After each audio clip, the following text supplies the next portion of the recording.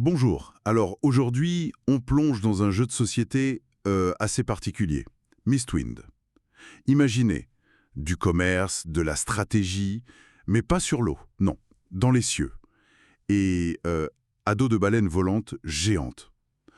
L'objectif pour nous, là, c'est de partager un peu les découvertes de notre analyse, celles qu'on a publiées il y a peu. On l'a acquis, on l'a testé, de fond en comble, de manière indépendante. Ça, on le précisait bien dans l'article, c'est important. Et on va voir ce qu'il a dans le ventre, ce Mistwin. Oui, tout à fait. Et le truc qui marque tout de suite, on le relevait dans l'article, c'est vraiment ça, hein. Remplacer les bateaux par des cétacés volants, ça peut paraître juste un thème, mais ça change pas mal la perception. Le but, bon, ça reste d'accumuler de la gloire, livrer des marchandises, mais avec ces créatures, ça donne une dimension, aventure céleste. D'ailleurs, en parlant de l'expérience, on avait noté dans l'article que le matériel était plutôt pas mal, non? Les plateaux personnels double couche, ça c'est bien pour pas que tout glisse. Les petites figurines de baleines aussi. Elles ont leur charme, oui. Oui, voilà. Et des rangements, le plateau central qui change. Visuellement, ça tient la route, même si...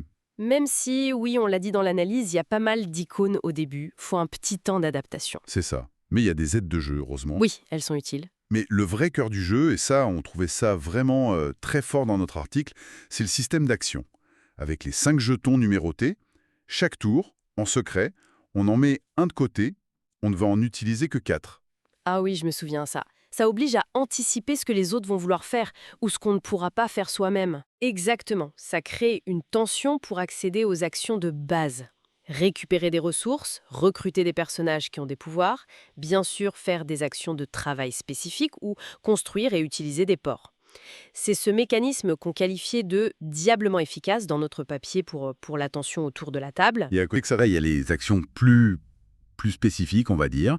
Déplacer les baleines. Ce qui coûte du krill, leur nourriture. Oui, sauf si on part d'un avant-poste, là c'est gratuit. Et puis charger les marchandises, les décharger, et surtout, valider les objectifs. Mhm. Il y en a des publics, des secrets, des objectifs de contrôle de zone. Et là, le timing est crucial, comme on l'expliquait. Faut pas se faire griller la priorité. Tout à fait. Le bon moment pour réclamer un objectif, ça peut faire la différence. Et ça mène directement à la rejouabilité, qui était un autre point fort noté dans notre analyse. Entre les objectifs qui changent tout le temps, les plateaux modulables, donc la carte n'est jamais la même, et la tonne de personnages différents, on refait pas 2 fois la même partie. Clairement pas. Et on avait trouvé le jeu assez fluide finalement, une fois les icônes maîtrisées. Environ 60-80 minutes, c'est raisonnable. Jouable de 1 à 5 joueurs aussi. Oui, et les modes solo et duo d'après nos tests pour l'article fonctionnent vraiment bien. C'est pas juste un ajout gadget. Bon, alors, si on résume les plus, ce qu'on a vraiment aimé et mis en avant dans l'article, cet univers original, rafraîchissant. Oui, les baleines volantes, ça marque. Ce système d'action qui crée de la tension, des choix cornéliens à chaque tour et une certaine fluidité une fois lancé. Oui, mais pour être honnête, comme dans l'article, on a aussi noté quelques points faibles, ou disons des aspects à considérer. Le prix de la version de luxe, par exemple, c'est beaucoup de matériel en plus, mais c'est surtout cosmétique. Est-ce que ça vaut le coup? Chacun verra. C'est vrai. Et la courbe d'apprentissage des icônes au début, faut quand même le dire. Oui, il faut passer ce cap. Et puis, l'interaction, elle est indirecte. On ne s'attaque pas directement. On se bat pour les places, pour les ressources, pour les objectifs. C'est une course plus qu'un combat. Exactement. Ça plaira pas forcément à tout le monde, ce côté moins confrontant. Au final, notre conclusion dans l'article, c'était que Mistwin est une bis, une excellente surprise. Un jeu de commerce, de livraison, mais avec une vraie personnalité. Il réussit son pari, un thème fort, bien marié à des mécaniques solides et assez malignes. Pour nous, c'est idéal si on cherche de l'originalité, mais avec de la vraie stratégie derrière. Voilà, et pour finir, peut-être une petite question qui va un peu au-delà de notre analyse purement mécanique.